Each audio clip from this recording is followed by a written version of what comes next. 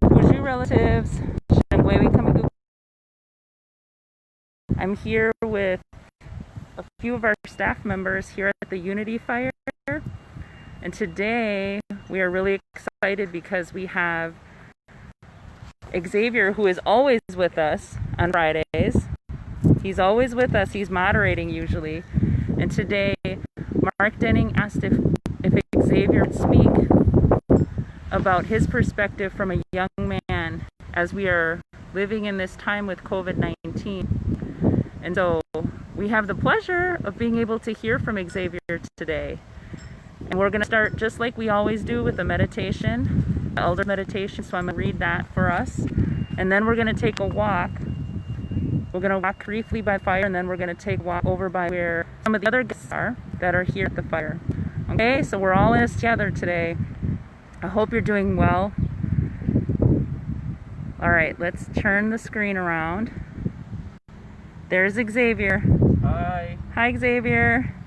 We have our other staff member, Jessica. Hi. Oh, beautiful. Okay, so here is our elders meditation for today. Look behind you. See your sons and your daughters. They are your future. Look farther and see your sons and your daughters' children and their children's children, even unto the 7th generation.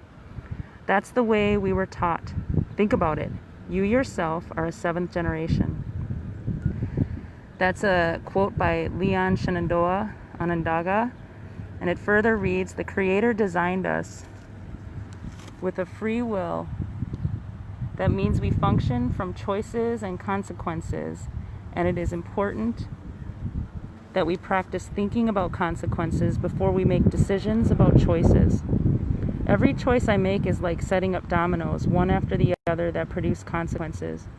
Not just for me, but also for my children that are unborn. My choices and decisions today will have consequences for 7 generations. For example, if I work on my own spiritual development and I walk the red road, the odds are that my children will. They will marry and their children will follow the red road. And so will my grandchildren, even up to the 7th generation. This will happen because of the choices and decisions that I make today. Great Spirit, grant that the choices and decisions that I make today will honor your laws and values. May I live in peace today that will ripple into the 7th generation.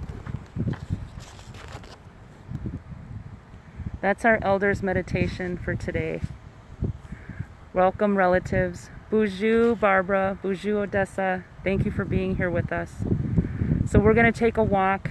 We're going to take a walk over to the rest of the crew, and then we're going to sit and talk for a little bit.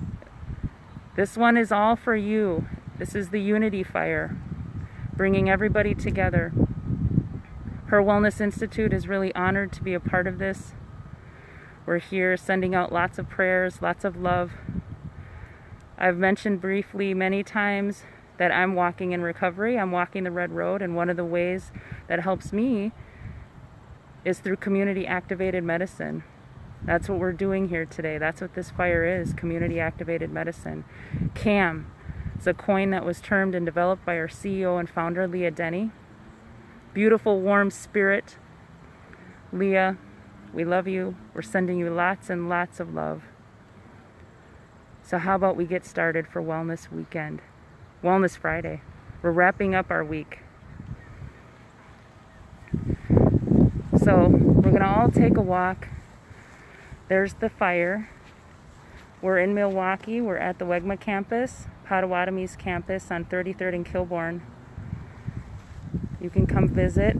Bring some donations of wood. We're going to come and visit and see how everybody's doing.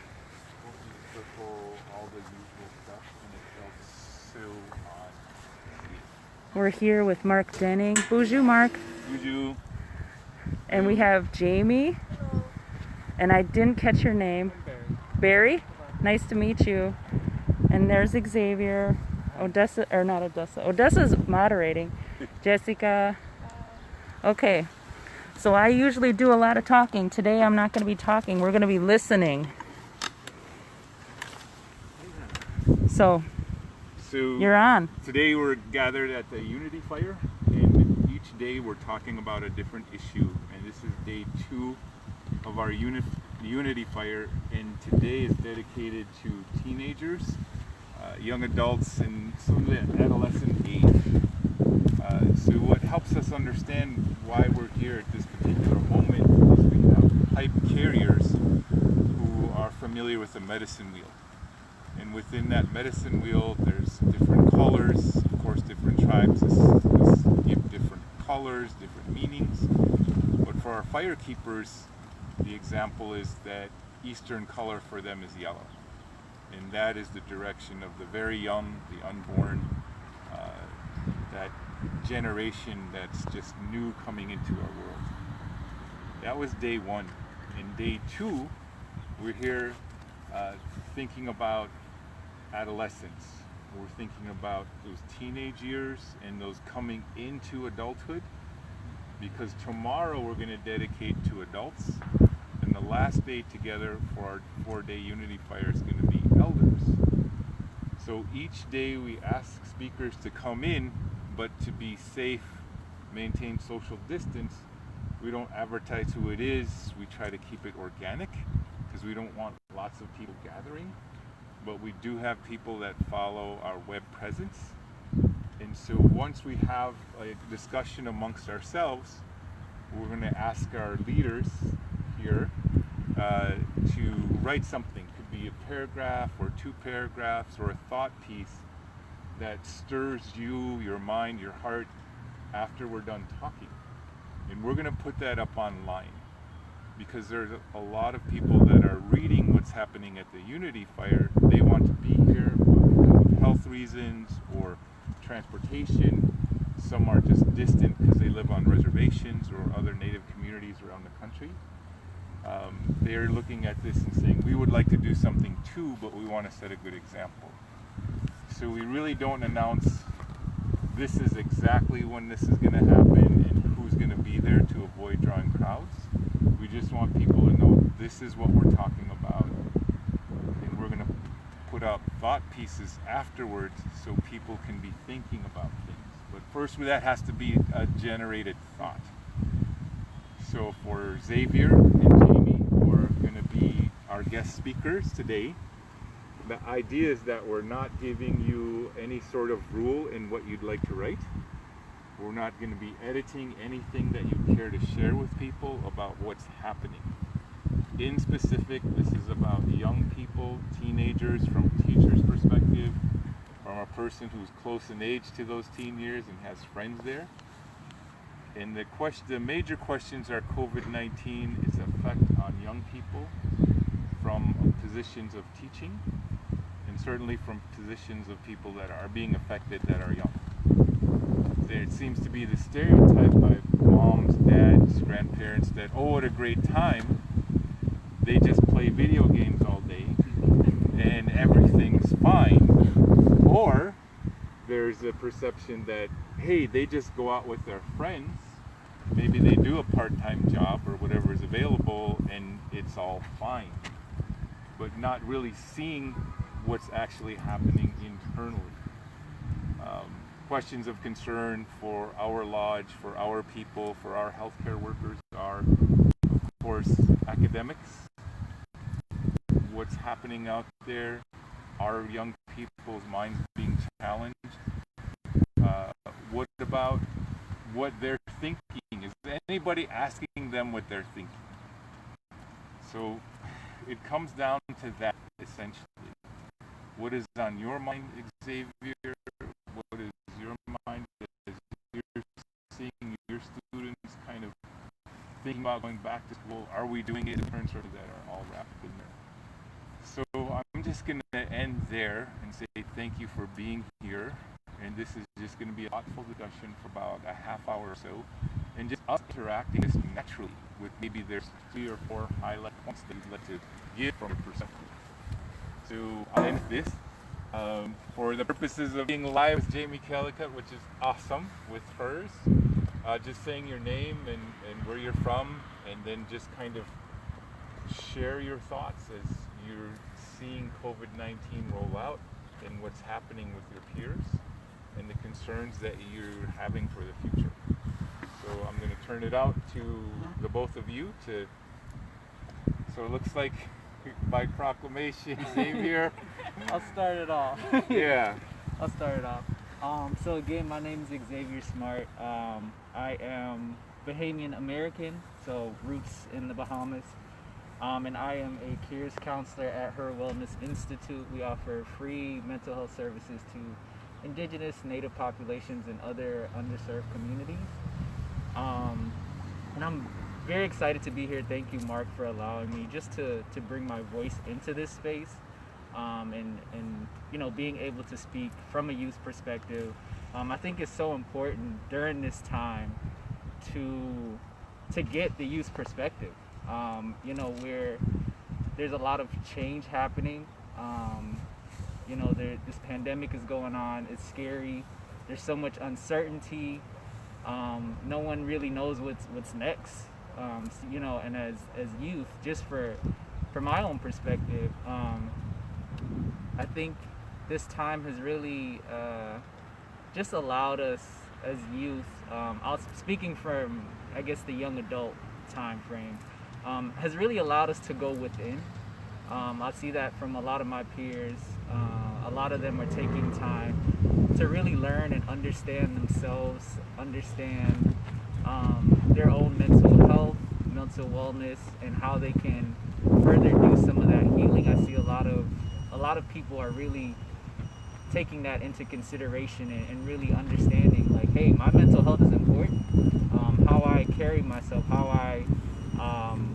just how I handle what's going on is very important. So I think that's one point that I kind of just noticed within the youth and within, you know, young adults within my time frame, my age range. And then another key component, I think, is this aspect of community, and how important it is. I think, you know, pre-COVID, we were so caught up with just going through regular routine, and just kind of stuck in automatic. And once, you know, they were like, quarantine, everybody physically distanced, you know, stay separate, that really took a toll on a lot of people. And I think people started to realize the importance of, hey, I need to be in relationship with people that are around me. I think that speaks for even teens. You know, I think teens are realizing too, like, hey, it's important for me to connect with my family. They may have been, you know, so caught up with friends in these different aspects that now it's like, all right, now how can I connect with the people that are in this house? How can we, you know, unite and come together? How can I show them who I am, and show them that, hey, like, I have a voice, I have these concerns, and just being open to sharing that. Leah Denny, our CEO and founder, coined the term called community activated medicine. And what that means is the people are the medicine.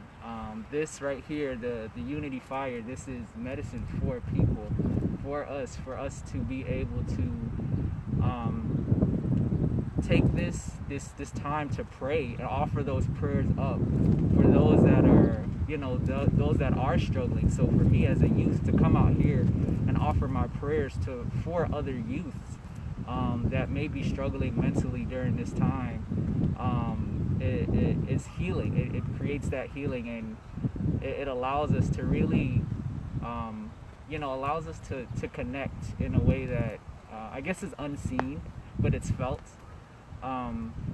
So this time again has really just been, I think, for a lot of youth, allowing them that opportunity to really think about how can they connect, how can they build community with the people that are around them, and really just giving them the time to take to just understand that aspect.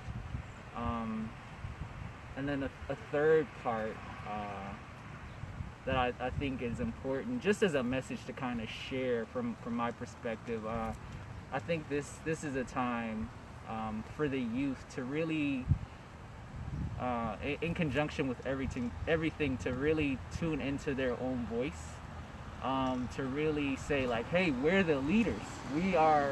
We're gonna be leading soon. Not even soon, like we are the leaders now. How can we take this time to let our voices be heard? How can we take time during this time of quarantine and isolation, per se, physical distance, more not social distance? How can we take that time just to really connect with our voices, connect with who we are, and be able to say like, this is what I want for the future.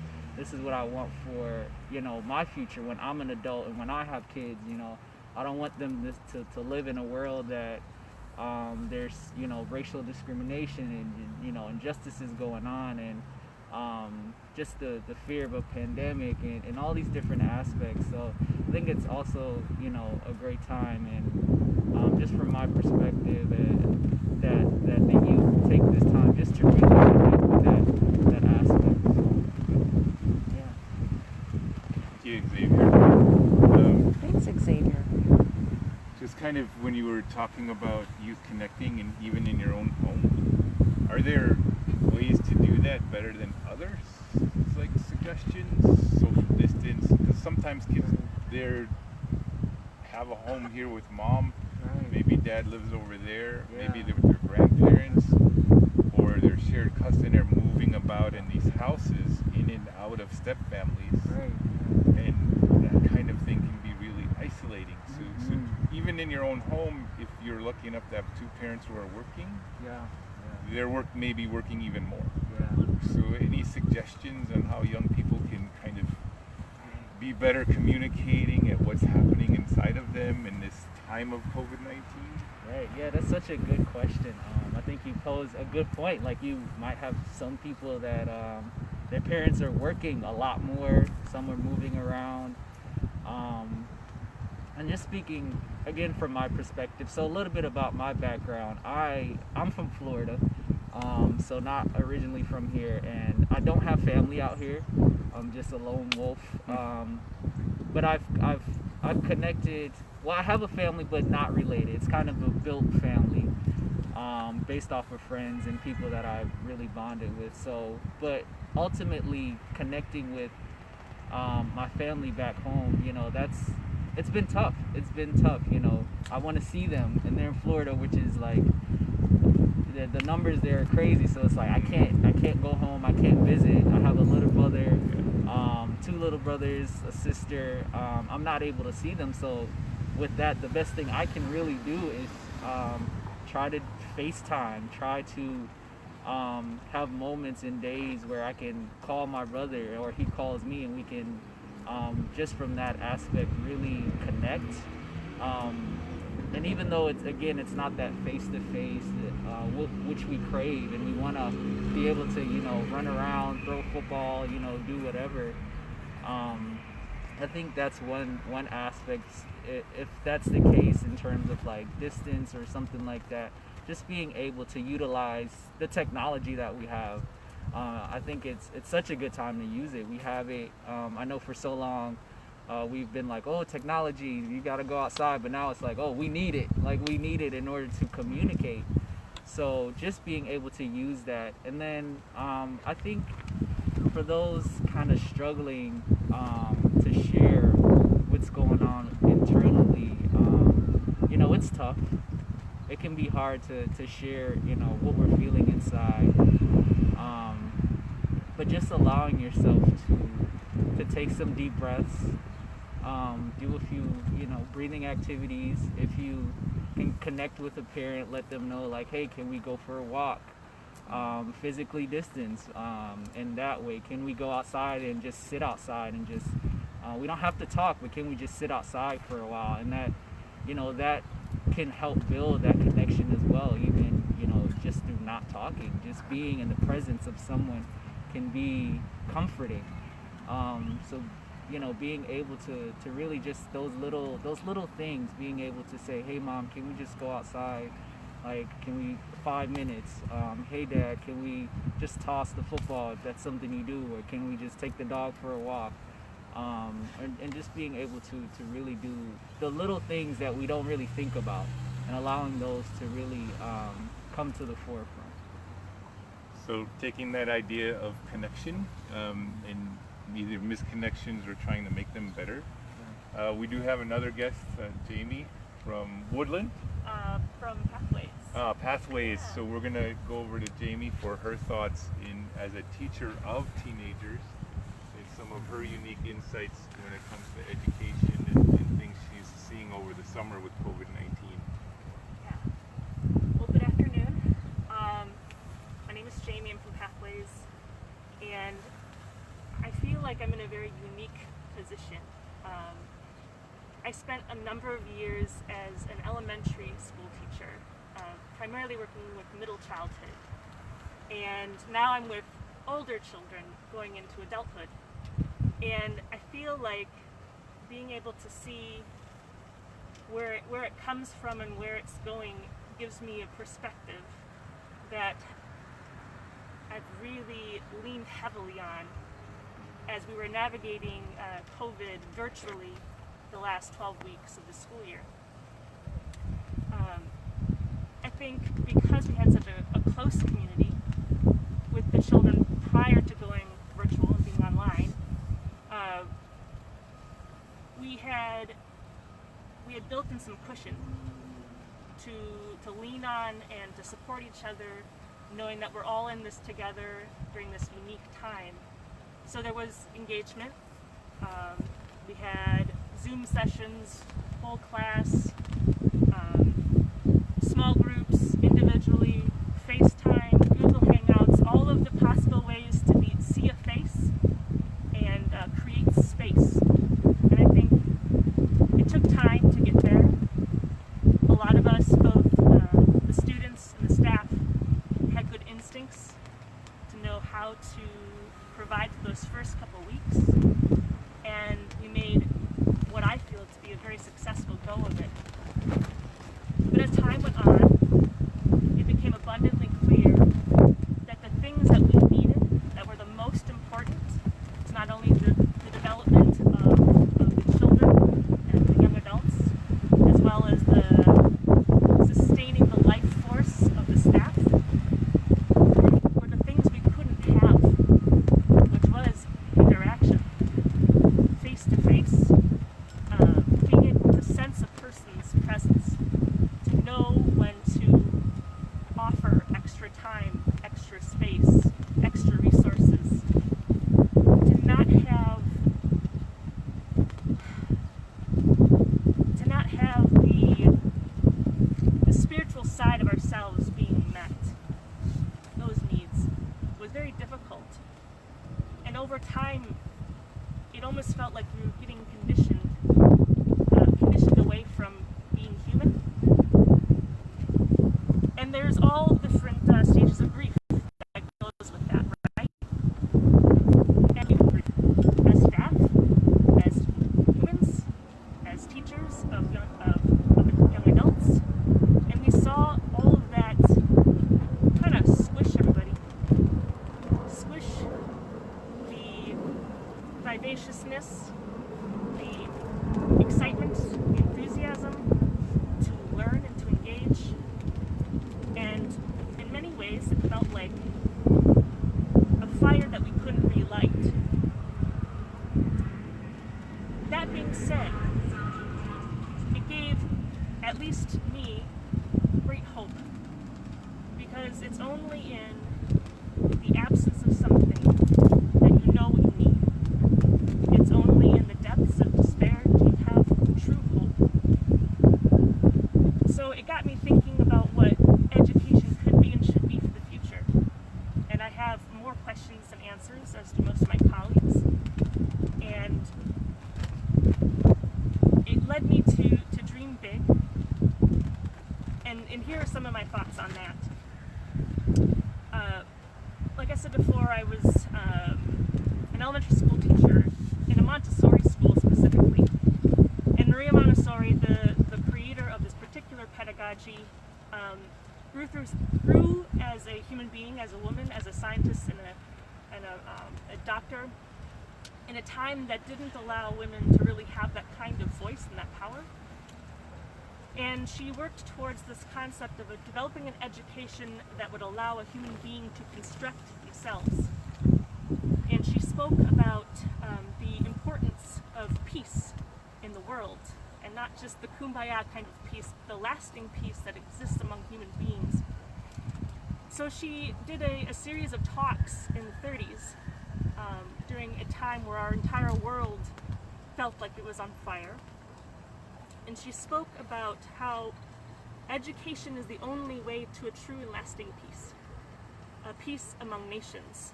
And if we were to see each other as different nations with dissimilar interests, we would essentially become our ruin.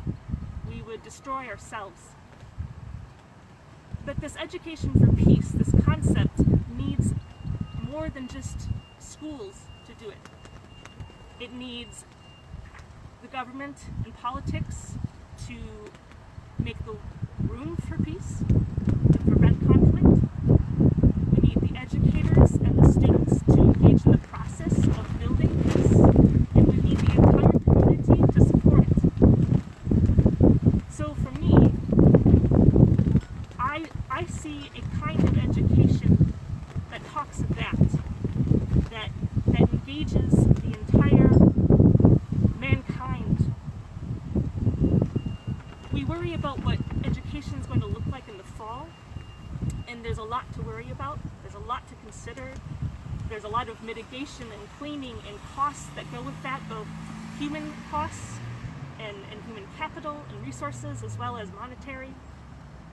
But ultimately, we need to see that this school that we're thinking about sending children to, it's a part of a community. It's not separate. When a child goes to school, when a staff member goes to school, they are bringing the entire community with them.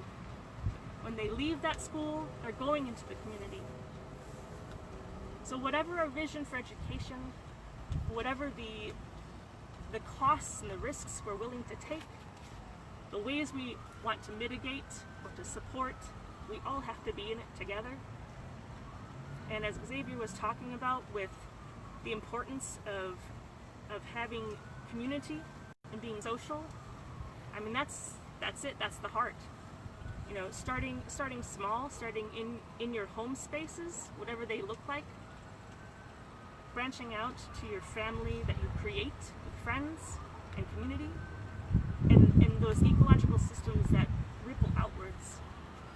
But we can't think big and get too big without starting small, and I am deeply moved by young people such as Xavier and many, many others, because the fire that is in them right now is so beautiful and must be supported if anything is going to change. And I am full of hope that it will. It will be messy. It won't be easy. It's not a straight, direct answer, and we have to be willing to accept that. But if we are going to put in the work, I think we are primed for great and beautiful things. And without sounding too much like a rant, I guess what I'm saying is I'm willing to engage, and I call for others to do the same, because again, we're in this together. We must be in this together, and there's a lot to work on. Okay, we're gonna ask a couple of questions. I mean, this is a discussion for all of us too, so I'm just gonna pull my kind of postcard as one of the fire keepers here, and you were talking about fire, that fire that's within that person, and that's true. So when we address the fire, what's so interesting is that when you're addressing, you're looking at it, you're seeing how it moves, you're seeing how it goes back and forth. So essentially, like, what is it? It's like a mindfulness check-in. One person can see one thing, and you're seeing something totally different, but it does give you a frame of reference of where your mind is. Well, that fire has movement. A majority of our communication is nonverbal. So when we are communicating online, when we are communicating through distance, like from you to Florida, people aren't seeing our verbal cues that might how we're really feeling. So just from a educational perspective, a mental health perspective, how can you kind of pierce that veil where on Zoom or Google, you're only getting this much of a person? Is there something specific that an educator or mental health professional could suggest so people can see kind of more of what you're trying to say? Or an exercise that someone can say, I need to dig a little deeper with what I'm saying? Do you see what I'm getting at? Because we're so used to texting, we're so used to writing electronically, but now we're doing this on screen, but we're only seeing half the story, if that, or a quarter of the story. So how do we connect better? Any ideas or things being worked on out there? Always. Yeah. You go ahead. Yeah. I think when you talk about awareness and mindfulness check-ins, I think it starts there. A conversation takes more than one person. So you need to know where you are before you can fully engage and figure out where someone else is. We're all points of references, and we need orientation to know like where we're at in the moment, and we can't assume where we're at. Things are constantly changing. We talked this morning briefly about how we're new people every day. I think you joked with someone about like, oh, your wife, I think actually, about how you didn't know her, and that's true, right? Because every day is a new day, and you do not know someone fully. You haven't been in their shoes the entire time. So what I'm saying is I think that a lot of the ways that we can engage is doing just that, asking. When we ask, how are you today, it's not just a greeting. I want to know, how are you today? What did you do today? Tell me more. You're offering time and space and prompts to be able to ask a person deeply where they are at, how they are doing, and not making any sort of assumptions. Avoid the Midwest polite, if you will. But that also goes with modeling, and I think that's an important piece that I always have to remind myself on, that it's good to make time and space for others, but it's also equally as important to model how you share your thoughts and your feelings and share your perspectives and stories, because everyone's voice is equally as important, and we need to create space and time for all voices, not just listening to somebody or talking to somebody. Balance. Xavier, what about your thoughts of expanding someone's kind of presence in someone else's life? They're not seeing the whole person, I guess, Right, interacting. Yeah. Jamie definitely touched on, I think, an important aspect. A lot of times in mental health, we like to talk about really tuning into the body and how we're doing and how we're feeling.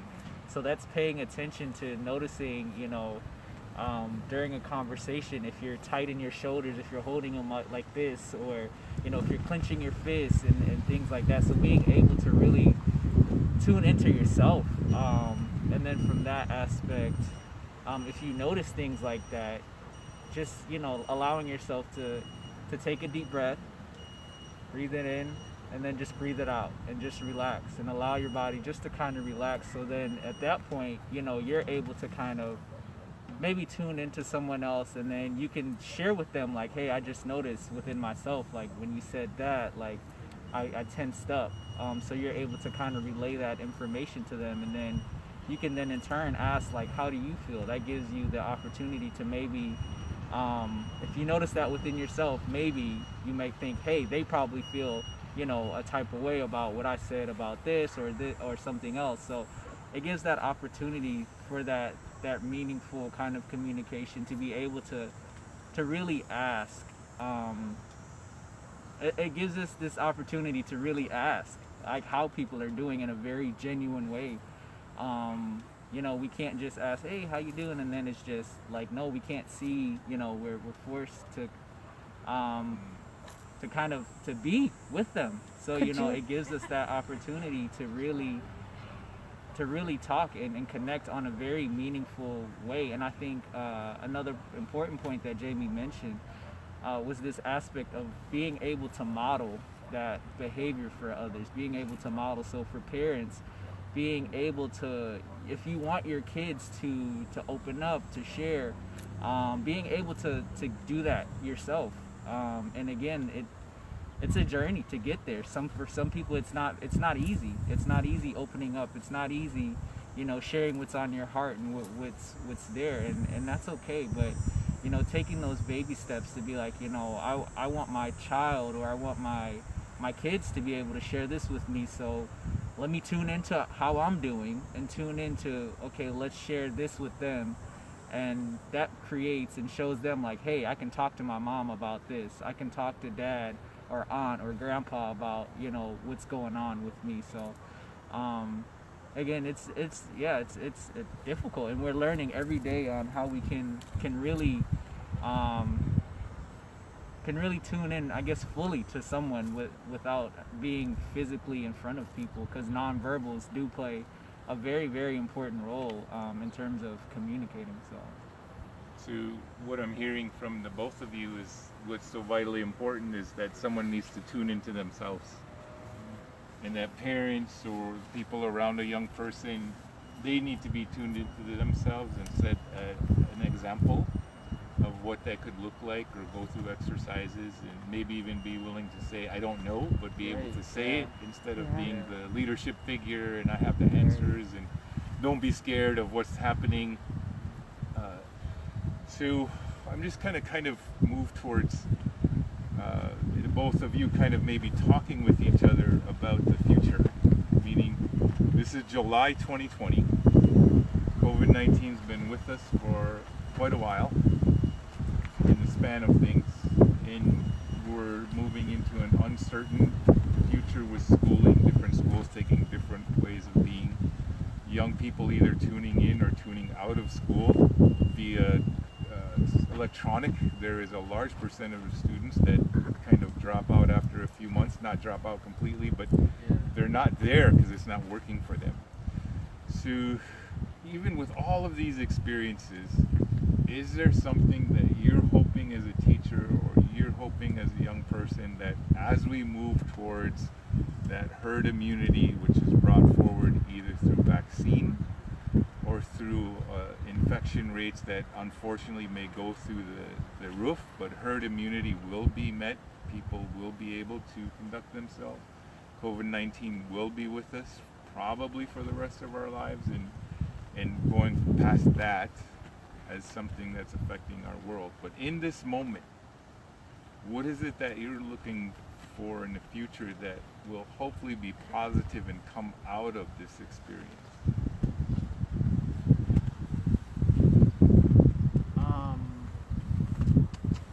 So I think for me, the hope that I see it, that I can already kind of see it brewing, is the notion of community.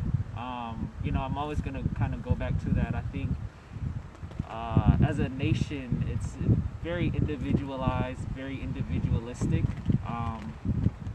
and I think that with COVID, that we've really begun to notice the importance of connection, and how important it is that we support each other, how important it is that we connect with each other for our own mental health and wellness, that that community can definitely be is important, and that in terms of the future, that it's going to keep us going, just individually for ourselves, but as a nation, just this aspect of really being able to come together in a way that, regardless of religious beliefs, regardless of skin color, regardless of whatever it is that individuals believe or experience, that together, that we've all experienced this together. This is something that, although we've had separate experiences, as a whole, we've all experienced this, regardless of what color you are, regardless of your belief.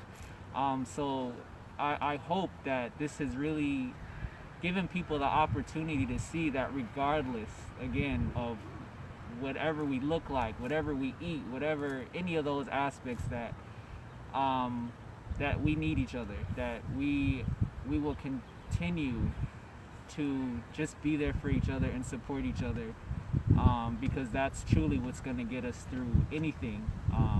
So, yeah.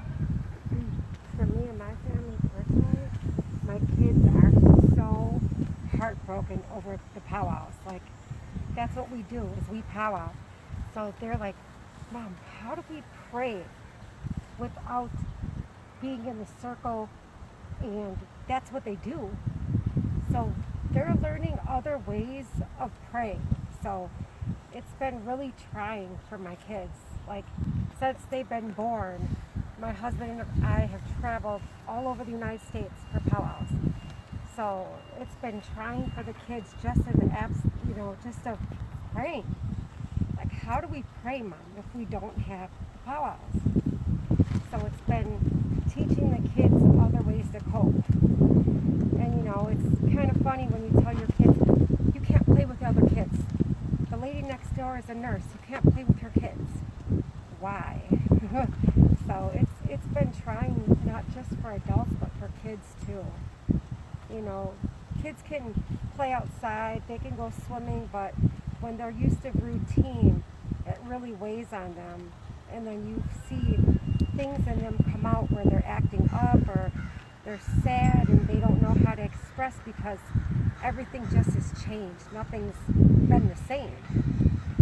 So it's like everybody you look at, it's like everybody's real touchy nowadays. Like, even when you go to the grocery store, people are touchy and patient, and it's just like, oh, then you think to yourself, do I even really want to go out in public and be around people, because people are just so touchy? So it's like I've learned to be more patient and trying to be understanding of other people's problems that they're dealing with. So I guess there's a lot to learn when life has changed. Patience for sure, and compassionate for other people. And pray, pray, pray. That's what I say.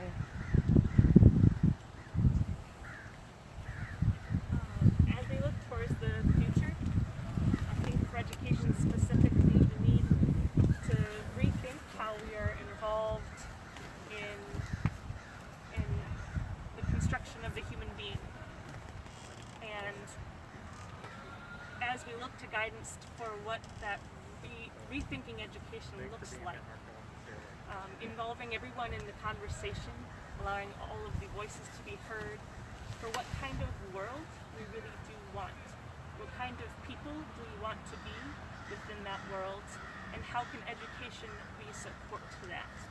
And those are big questions, and that doesn't necessarily suggest that the things that we are doing aren't working or are working, but to wipe the board completely clean and to re-put back into priority what needs to happen to make the kind of world that we want to be in, and to use this time to think about that, to dream about that, to plan for that, tapping into our inner self, asking ourselves those big, deep questions, so that we can communicate that and express that to others.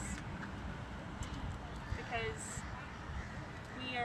we're at a very beautiful opportunity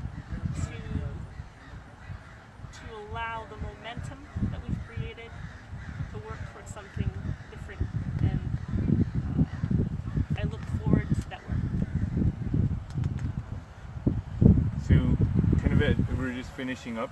We kind of followed along what I wanted to know, or what seemed to be curious to some of the students that I teach. So I'm hoping to hear from you if there's any final words or thoughts that you have, just independent of our conversation, or things that are occurring to you during our conversation that you'd like to kind of wrap up a final thought or thoughts or words of encouragement. So this time we'll go to you first, and Xavier, thankfully you can collect some thoughts on that quick question. So No pressure. Yes. Well, there's always, I mean, there's so much you could say, right? But in this moment, I am moved to thank Mark and Jacob and all of those who have created this space, because this time in this space has been so special and has allowed me to release some grief I didn't know I pushed down. And for me, I feel like it's really important to acknowledge not only the good things, but also the uncomfortable things. Mm-hmm. To listen to that discomfort, to not push that down, because again, that allows an opportunity for growth, for searching, for exploration, for innovation. And I guess that would be my last little words, is to sit in your uncomfortableness for a while and know what that looks like and sounds like and feels like, and allow that to stir your next steps. Absolutely. So definitely grateful for this opportunity to be here to speak and just share my thoughts and ideas. So thank you, Mark, for allowing this, inviting me, both of us, to just share. So final words, thoughts. I think just remembering, and just want to remind everyone, regardless age, wherever we are in life, that right now we are going through very difficult times. It's not easy, so you're not alone in how you're feeling at all. How you're feeling is very, very valid. Don't minimize it. Again, feel it. If it's uncomfortable, allow yourself to sit with it. Know that we have to go there in order for ourselves to grow, like Jamie said. And that growth can lead to so much. And for the youth to really take this time to really just allow yourselves to think about what you want for yourself in the future, because you are the leaders, and you matter. We have to say matters. It may seem like it doesn't, but I think just spending time with that, and for the adults, allowing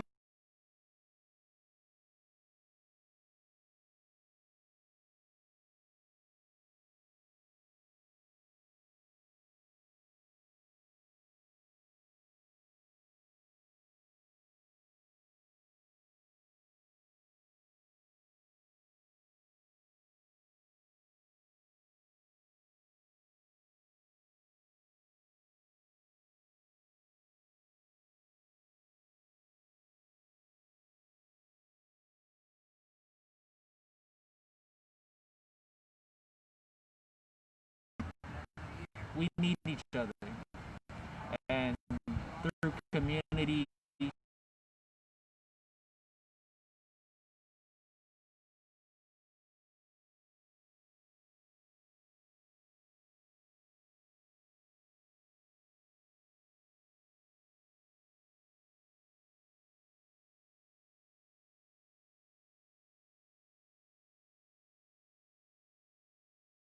some of their traditions, sharing their customs in the use of stones and pipes and We're getting ready to wrap plants. up, relatives. So We had thank you for everything, and Xavier here. There was another guest, Jamie. I'm running out of battery, so I'm just gonna say we're sending lots of love. Hope you guys are doing well. If you have a chance, stop at the Unity Fire. I'm gonna scan the crowd one more time, okay? We'll see you again next Friday for what? See you guys. We'll take a look at the fire.